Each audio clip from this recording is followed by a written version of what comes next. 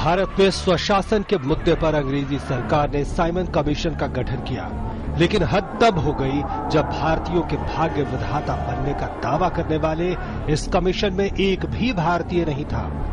ये अपमानजनक था। 30 अक्टूबर 1928 में लाहौर में साइमन कमीशन आ रहा था।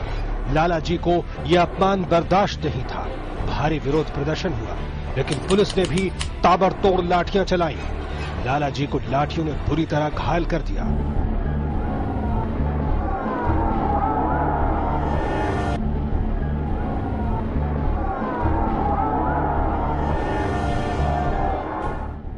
लाला जी ने चेतावनी दी कि मेरे शरीर पर पड़ी एक एक चोट ब्रिटिश साम्राज्य के कफन की कील बनेगी। 28 जनवरी 1865 को पंजाब के मोगा में पंजाब के केसरी यानी शेर का जन्म हुआ। लाहौर में कॉलेज की शिक्षा के बाद वकालत और फिर आर्य समाज आंदोलन में जबरदस्त भागीदारी, लेकिन नियति तो कहीं और ही ले जाना चाहती थी।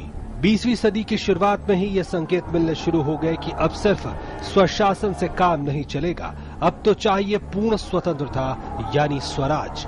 और इस पूर्ण स्वतंत्रता की मांग के अगुवा बने लाल बाल पाल। इन्हीं तीन मूर्ति में से एक थे लाला लाजपत राय। सिर्फ 23 साल की उम्र में ही वो कांग्रेस से जुड़े और ये शुरुआत तूफान बन गई। 1920 का असहयोग आंदोलन हो या रॉलेट एक्ट का विरोध, पंजाब के पूरे इलाके में विरोध की सशक्त आवाज लाला जी बने रहे।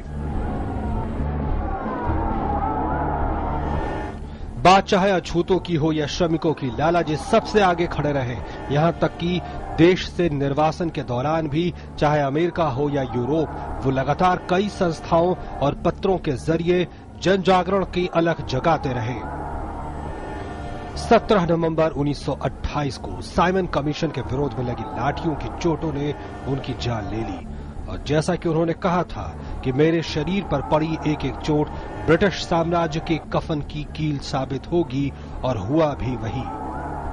लगभग एक महीने बाद ही भगत सिंह और उनके साथियों ने लाला जी की मौत का बदला ले लिया।